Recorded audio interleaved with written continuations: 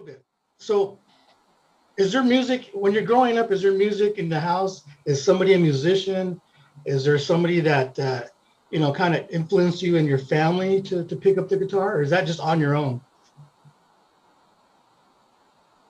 Um, that's a really good question. It was kind of 50-50. I remember it's like my whole family, like we're all from New Jersey, and this is before we moved to Portland, Oregon, Boise, Idaho, and then me coming down here. So I can remember when I was about 3 or 4 years old, and my dad had a white Stratocaster, the same one, like almost the same one that Hendrix played at Woodstock. And Nice. I saw him playing Purple Haze to the track, and I was like, okay. Like when you're 3 years old, it's like that's probably the coolest thing ever, seeing your dad play. Right. And another occurrence, so I'm gonna go way back. So around the same time, I had already known how to like put a VHS tape in a player. Remember those days. And one of my favorite movies was Ace Ventura: Pet Detective.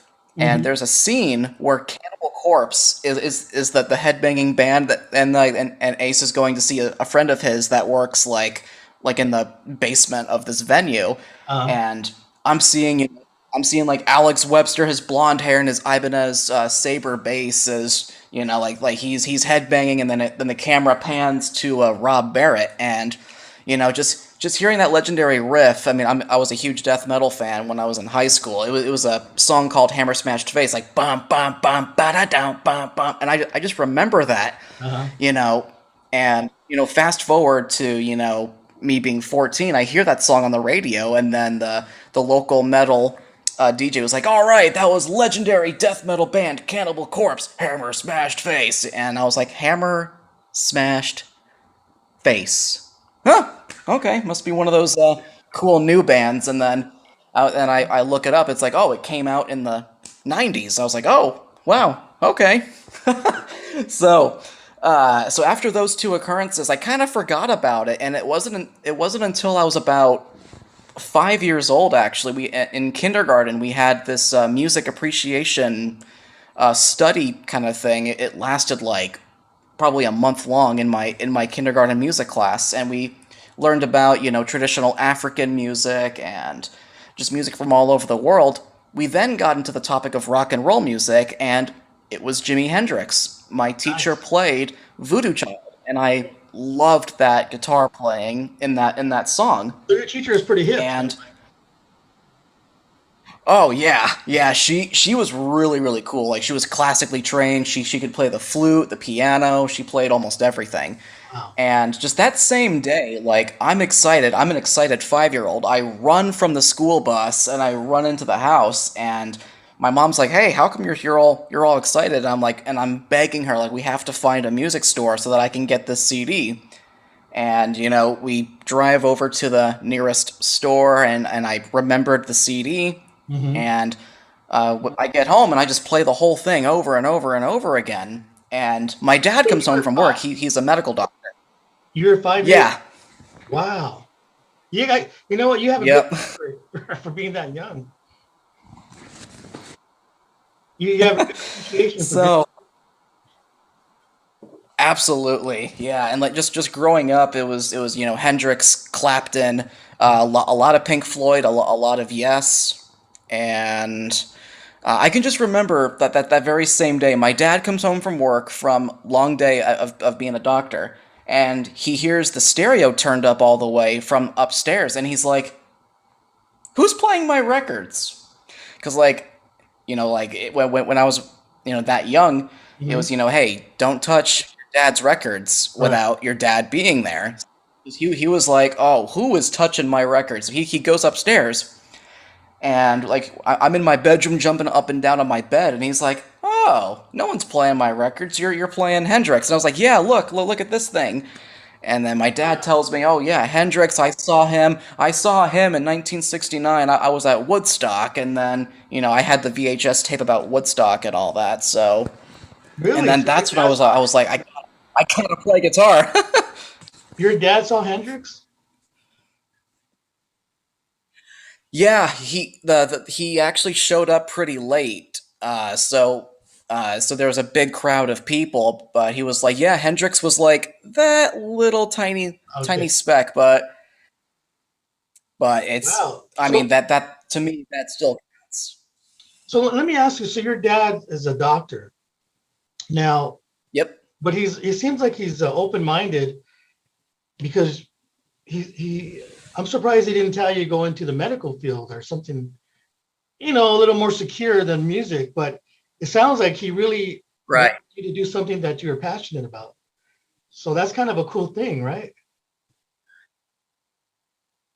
Oh, absolutely. I mean, there were times when I mean, when I was a little kid, sometimes he would take me to these medical staff like get-togethers, Hmm. and a lot of his friends were like, "Oh, hey, little George, do you want to be a doctor just like Daddy?" And then I would say, well, I don't know. I mean, I thought about being a garbage man. I thought that was kind of cool. I want to drive the trucks. And then Right. the next person would say, oh, do you want to be like Daddy? And I'm like, no, I actually want to be a New York Yankee.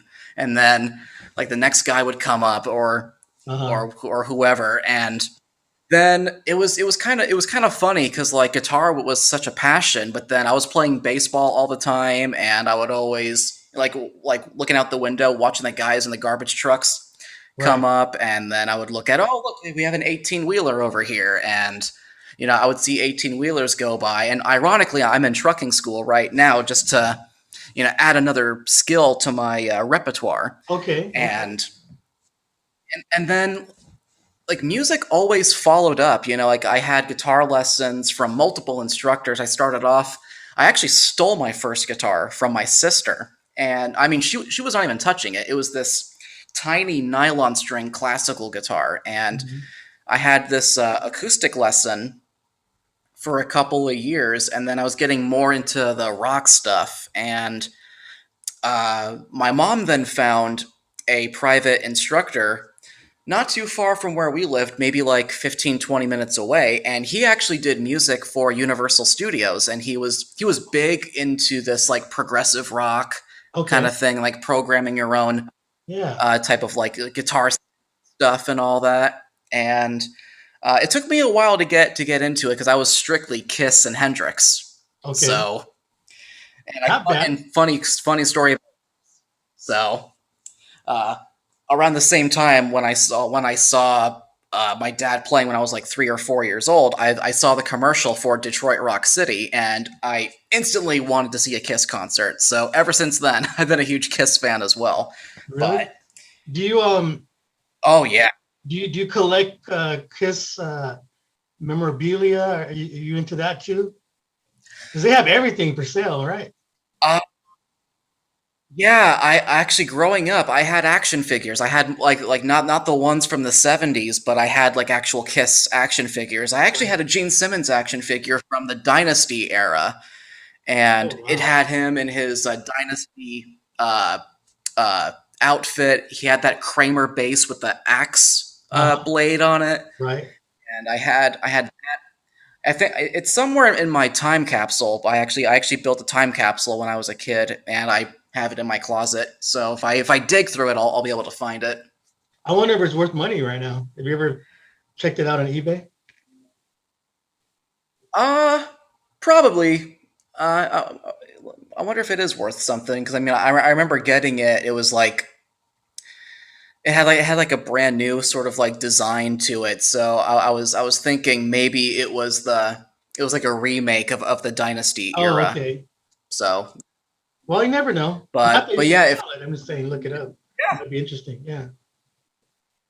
Yeah. All right. So now, definitely, and so I want to just ask you. I want to ask you a little bit about your teaching, like maybe your approach. Actually, I had a question. As a teacher or a guitar instructor, do you see a trend in new students or people wanting to learn guitar?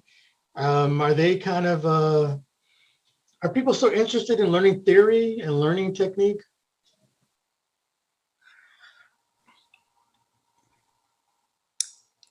I think a majority of them, like a majority that I've taught, they sort of don't think about it like it sort of comes at a surprise to most of my students. I mean, I've been lucky that a few of them, they know how to read tablature. They have a little bit of standard notation as well.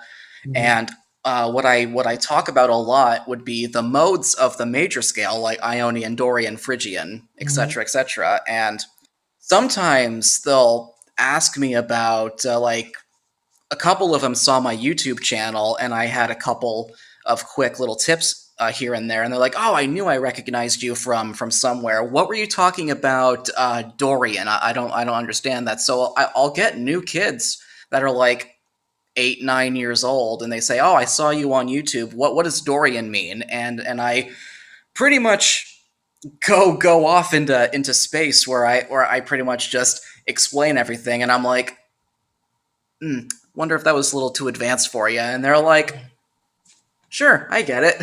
So I have to catch myself a little bit.